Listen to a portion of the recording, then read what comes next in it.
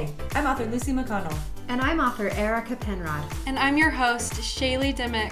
This is Angels Unscripted, where we talk all things angels. Did you know you have angels all around you? Join us as we talk books, friendship, romance, family, and more to discover the unscripted angels in your life. Hi, and welcome back to the Angels Unscripted podcast. I'm Shaylee Dymock, your host, here with authors Erica Penrod and Lucy McConnell.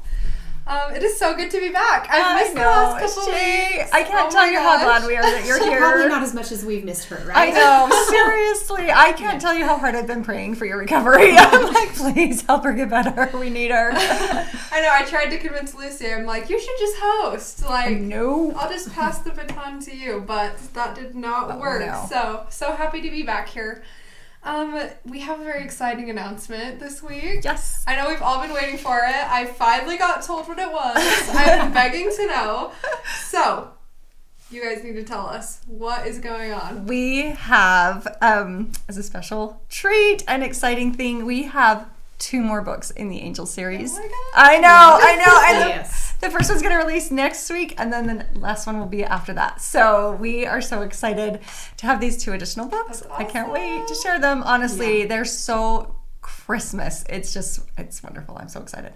Yeah. That's awesome. And so will they be up in your website? Mm-hmm. They'll be up on the website, and if you have already bought the series, we will email you a code to get them for a percentage off. So don't forget, don't stress out if you're like, man, I already bought the complete set. I can't, don't worry, we'll send you codes. We'll get you, we've got your back. So, that's and awesome. if you order the series this week, in the meantime, you'll still get those codes. It'll be fine.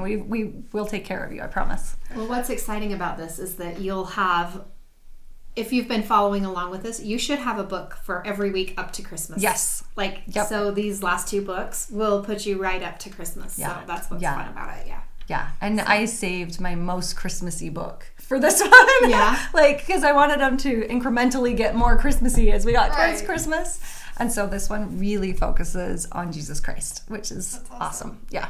Yeah, and the name of this book is Morgan. Yes. Yes, it's Sweet a beautiful Morgan. green cover. We don't have the physical book with us, but you can check it out on their website, angelinstitutebooks.com. Mm-hmm. Introduce us to some of the characters in that book. So Morgan grew up in Benton Falls. She had kind of a rough childhood.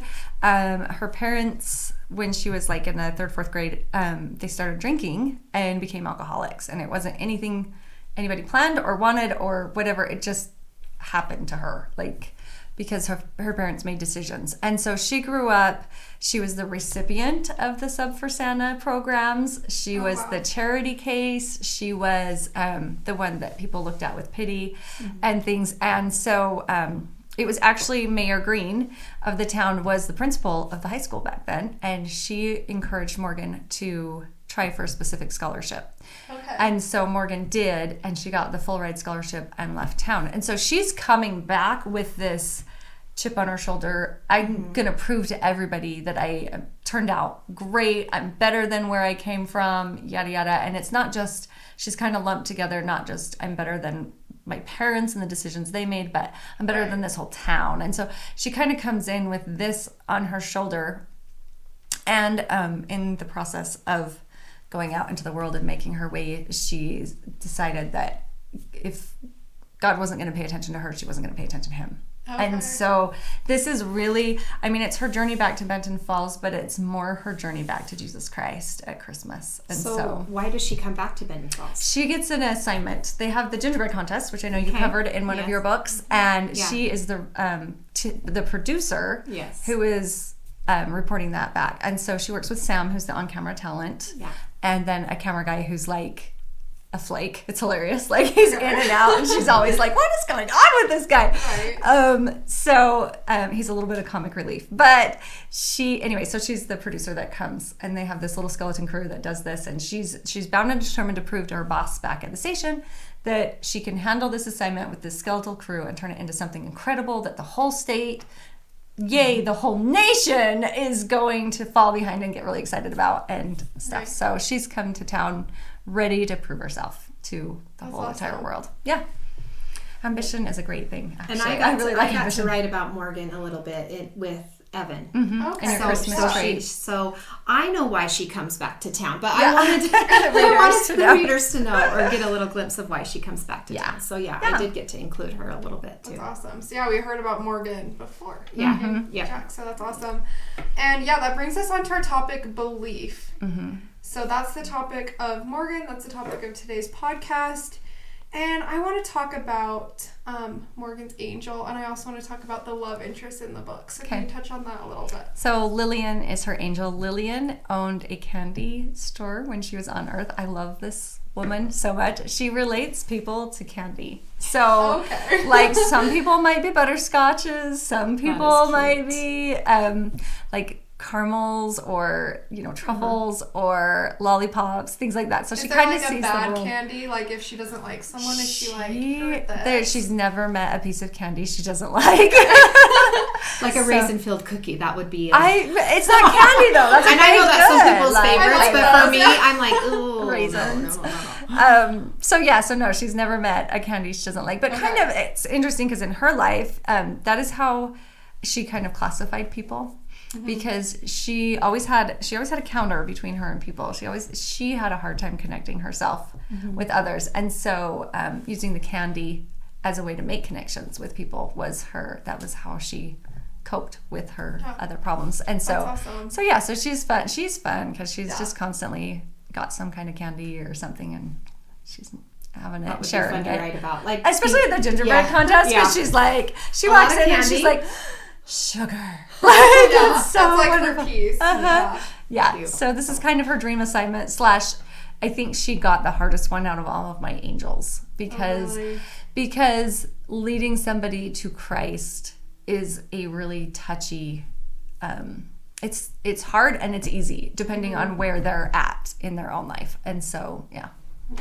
Well, that's awesome. And then let's talk about Jacob. And I've heard that he's a firefighter. Oh yeah.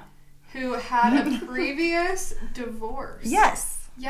So he kind of sounds like an interesting character. Yeah. So he has been through the fires. He's for lack. Sorry, I didn't mean that pun. And did he put out the fire? That's what I need to know. Yeah, Jacob's been through it. Okay. So he got married, thought this was the woman of his dreams, and then they got divorced shortly thereafter. It was a very quick marriage. And he says they're still amicable, but she lives several towns away. It's not like she's a part of the story. Yeah. So, but his thing was at that point he really questioned, like, he's like, I thought this was the right decision. I thought I had God in my corner on this. I thought I had done the right thing. And so then he started to question just kind of everything. Like, do I really even know how to hear the Spirit? Do I even really know how to communicate with am I even on the right path? And so for him, it was this whole, he had his coming to Jesus time period after that, and Pastor Roberts helped with that quite a bit.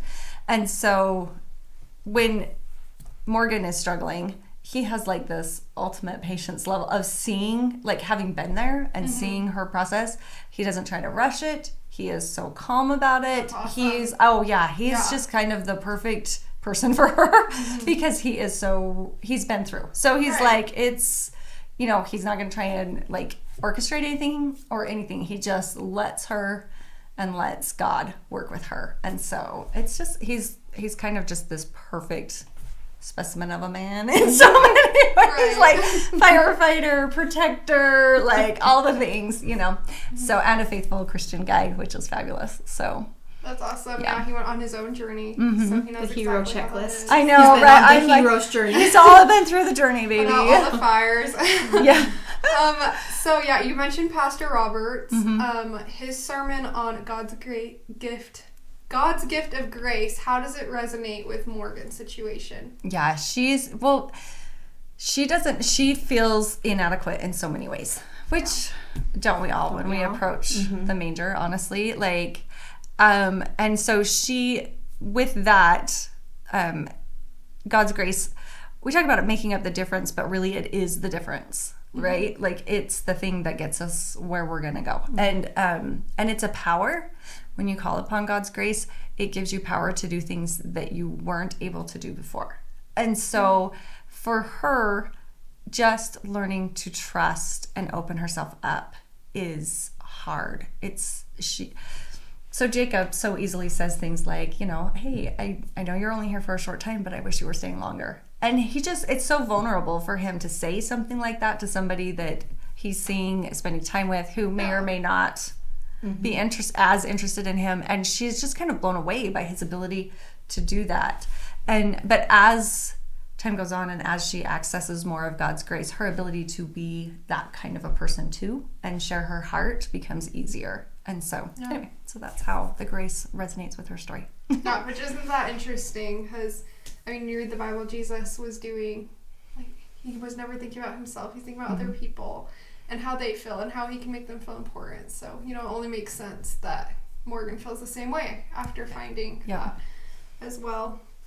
So, I don't know if you want to touch on this at all or if it gives away too much. I'll let you know. But there's a miracle card in each story. Yes. Tell us about Lillian's.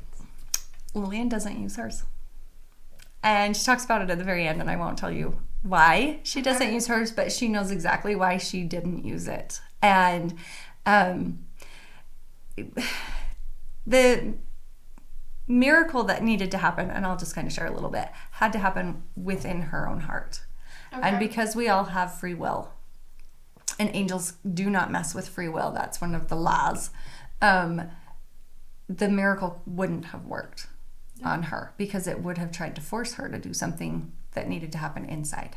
And so there, I just, spoiler alert, there you go, guys. I just shared it anyway. Yeah. But so things can happen. Miracles usually happen like something happens and then your heart changes. And we call that change of heart the miracle, right? Yeah. Mm-hmm. But it's not a forced thing ever. And so that's why she doesn't use hers. Yes, and she explains it to the archangel at the end.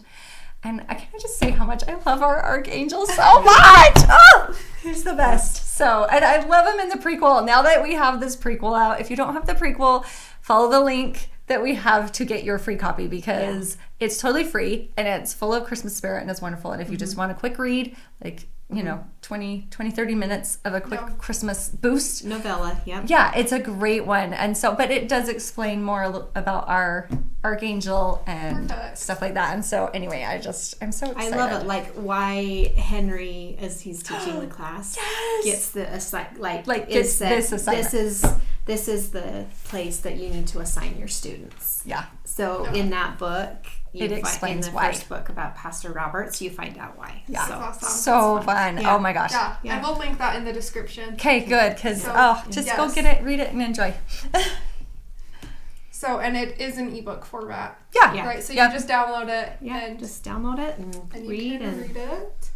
And I think we've touched enough on Morgan. We don't want to give away too much. So I think let's move into our story. So we're going to be talking about an angel story that manifests belief during this Christmas season. And this is a very ancient story about the shepherds who watched their flocks. And it's about the birth of Jesus as well. And so I think it was perfect. We're talking about belief. And so let's dive in. I'll just read this. It comes from Luke in the Bible. So it says, a group of humble shepherds were faithfully watching over their flocks, were visited by an angel who proclaimed the glory of the child's birth. The shepherds in the Bible story of Jesus' birth were obviously more the background of the story, but I wanted to bring light to their belief. So this comes from Luke chapter 2. Fear not, for behold, I bring you good tidings of great joy, which shall be to all people. They were told that this holy child was the promised Messiah. This child was to be the promised Lord, the Savior of a fallen world, the Redeemer of Israel. So an angel visited them, correct? And then that's where the fear not, for behold, I bring you good tidings of great joy comes from. And they went straight away, following the star to see for themselves, and found him, as the angel said, wrapped in swaddling clothes, lying in a manger. And I just want to talk about that because they left straight away. Yeah. Mm-hmm. Like, as soon as they heard that, they left. Yeah. Like, that's an amazing belief. Oh, yeah. Yeah. Because as you were reading that, I was just thinking about how many times in our lives do we have something happen. It's not necessarily we see an angel, but we have something happen like like we feel prompted, inspired to do something, Mm-hmm. and instead of leaving right away, we brush it aside. Or talk ourselves out of it. Like, that really wasn't That's just anything. my That was just my thoughts. mind going. Mm-hmm. So I love that part. I love that you brought that up, that they just went right away. Well, and they had flocks that they were watching over. Yeah. And they just left, you know? Like, as a shepherd, that's like your most important thing. You're It watching is. over your flock. Like, that's your entire life's journey, is to watch over a flock. Yeah. Just as Jesus did. And so the fact that they left straight away is just so amazing. Yeah. Yeah, they just start walking. Just start walking, like, Right. I mean, running even. I picture them in their, I think there would be a second of, like, coming back to yourself after, like, after Like, having wait. that experience where you're like, I mean, you have this amazing angel come and then the heavenly hosts are singing and praising and you are swept up in this, and then it goes quiet and you kind of come back to yourself. Is that the right phrase I could think? And at that moment, there is a choice you have to make. Right? And we all have a choice in everything. That free will never gets messed with. And those shepherds took that choice and they literally just, I'm going. It wasn't a question. It wasn't anything. It was, I'm going. And I'm trying to think. I know there have been times in my life when I've had that same feeling, like I need to be here at this moment and I am going, and it always works out great. Like I get there and I'm always really glad I went. and there have been times when I've brushed it off and I thought, man, what did I miss out on? Right. You know, kind of a thing, because then I realized later I'm like, oh, I should have done that. So yeah. And maybe after that experience, I'm hoping I would be like, okay, I don't want to mess this up. Go before my human mortal brain starts it starts coming in, interrupting. Yeah. So I hope that I would take off and go running if I had that experience. But yeah. Well, and you wonder if they walked a few miles and then they were like, what are we doing? Like, should we go back? You know, we left the whole flock. What if a wolf comes? What if somebody like go back and watch the flock? We'll just keep going, you know. But they didn't. They were just, they kept going. I think, honestly, they're more of the background of the story. You know, Jesus, Mary, and Joseph are the main. But I think that the shepherds have taught everyone such a valuable lesson. Just get up and go. Yeah. Go do. And so this Christmas, if we have any of those get up and go do's, get up and go do them. Yeah. Don't second guess it. Don't question. Don't. Well, and I think. And ask for them. Yeah. As you pray. Yes. Ask for those feelings, those promptings, so that you can reach out to everyone and spread Christmas joy and spirit and the feeling of Christ in your life and their lives. Yeah. So but it helps to ask. Yeah, it does. Like, it does. You want to ask. Not just be open and be like, okay, if you want to send me one, I'm okay, I'm available. But like, actually, but don't do it Monday. I know, right? Through 3 p.m. Like, okay, we're looking at the calendar. Can I schedule you is in? Not convenient from here to here. But Yeah. Well, and that I think resonates with our Given Angel that we're starting this week. Yeah. So as we're filming this, it's still the first week of December. And we're going to do a Given Angel every single week. It'll be on our social media, Angels Unscripted Podcast. So watch out for that. And I think that's almost perfect. Like, instead of second guessing, like, should I give it to this person? Does this person need it? Just go and do it.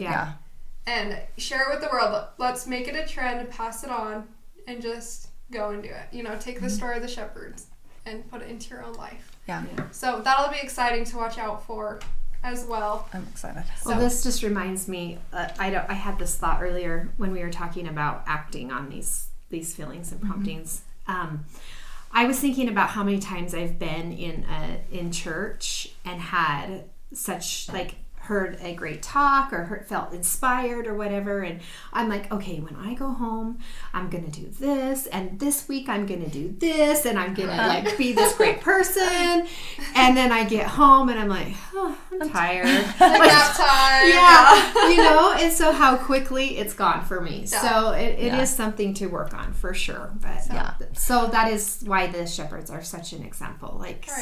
So cool. Such a great part of the story. They're not like, let's go back to sleep, we're tired. Yeah. Like, that was a dream. We'll just go back to bed. Yeah. Well, I think that's amazing that they stayed. I mean, and then having the journey right after the walk, the whole thing, I think it's great because it's like kept them awake. Had they gone to sleep, they might have thought it was a dream. So let's talk 1 second, just a thought that I had about how every I mean, we're talking about the shepherds and them coming to Christ, and Morgan and her coming to Christ, and every person in the Christmas story comes to Christ in a different way. So for Mary, like he obviously personally came to her, like he became hers. Like Joseph was brought to him through Mary, like she was the vessel that he was able to meet the Christ child.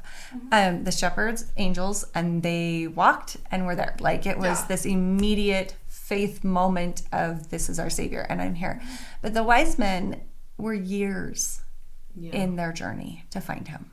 And so I think it's such a great analogy for our paths.